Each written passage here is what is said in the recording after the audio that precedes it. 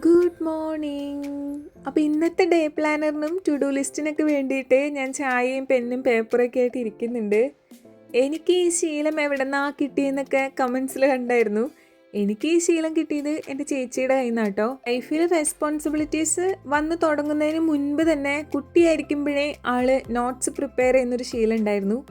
അതായത് നമുക്ക് text book കൂടാതെ ടീച്ചർ ഒരു നോട്ട് ബുക്ക് പ്രിപ്പയർ ചെയ്യിക്കുമല്ലോ, അതുകൂടാതെ ആൾക്ക് സ്വന്തമായിട്ട് ഒരു കുഞ്ഞ് നോട്ട്ബുക്ക് ഉണ്ടാവാറുണ്ട്. നമ്മുടെ കൈപ്പടയിൽ എഴുതുന്ന കാര്യങ്ങൾ നമ്മുടെ ബ്രെയിനിന് പെട്ടെന്ന് ക്യാച്ച് ചെയ്യാൻ പറ്റുമെന്നും അതുകൊണ്ട് അങ്ങനെ ചെയ്യുന്നത് വളരെ നല്ലതാണെന്നൊക്കെ ചേച്ചിക്ക് ഒരു ധാരണ ഉണ്ടായിരുന്നു. ചേച്ചി ഭയങ്കര സിസ്റ്റമാറ്റിക് ആണ്, എല്ലാ കാര്യങ്ങളും വളരെ പ്ലാൻ ചെയ്ത് ചെയ്യുന്നൊരു ടൈപ്പാണ്. നല്ലതാണെന്ന് എനിക്ക് തോന്നിയപ്പോൾ ഞാനും അതെൻ്റെ ലൈഫിൽ അപ്ലൈ ചെയ്യാനായിട്ട് തുടങ്ങി. നമ്മുടെ ചേച്ചിക്കും ഒരു യൂട്യൂബ് ചാനൽ ഉണ്ട് കേട്ടോ, ഞാൻ നിങ്ങളോട് ഓൾറെഡി ഷെയർ ചെയ്തായിരുന്നു. അപ്പോൾ നമ്മുടെ സബ്സ്ക്രൈബേഴ്സൊക്കെ സപ്പോർട്ട് ചെയ്തിട്ടുണ്ടായിരുന്നു.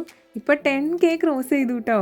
എൻജു ഡേവീസ് എന്നാണ് ചാനലിൻ്റെ പേര്. അപ്പം നിങ്ങൾ കാണാത്തവരെ കണ്ടു നോക്കൂ, അടിപൊളി വീഡിയോസൊക്കെയാണ് ആൾ ഇടുന്നത്. ഇന്ന് രാവിലെ തന്നെ മൽപ്പിടുത്തം CC പ്ലാന്റ് ആയിട്ടായിരുന്നു. എല്ലാം ഒന്ന് എടുത്തു നോക്കി, എല്ലാം ഓക്കെ അല്ലേ എന്നൊക്കെ സെറ്റ് ചെയ്ത് വെച്ചിട്ടുണ്ട്. പിന്നെ നമ്മുടെ സ്ഥിരം പണിയാണ് റോസ് ഉണ്ടായി കഴിഞ്ഞിട്ടുള്ള അതിൻ്റെ ബാലൻസ് കട്ട് ചെയ്ത് മാറ്റാന്നുള്ളത്. അങ്ങനെയാണെങ്കിൽ മാത്രമാണ് പുതിയ തളിര് വന്ന് അതിനകത്ത് മുട്ടുണ്ടാവുള്ളൂ. അപ്പോൾ റോസ് ചെടി വളർത്തുന്ന ആൾക്കാർ ഏറ്റവും കൂടുതൽ ശ്രദ്ധിക്കേണ്ട ഒരു കാര്യമാണ് ഇതിങ്ങനെ കട്ട് ചെയ്ത് മാറ്റുക എന്നുള്ളത്. അപ്പോൾ രാവിലത്തെ എൻ്റെ കുട്ടി കുട്ടി പരിപാടികളൊക്കെ ഇങ്ങനെയൊക്കെ തന്നെയാണ്. എന്തൊക്കെയാണ് നിങ്ങളുടെ വിശേഷങ്ങൾ? സുഖമായിട്ടിരിക്കുകയാണോ? അപ്പോൾ എല്ലാവർക്കും ഹാവ് എ നൈസ് ഡേ.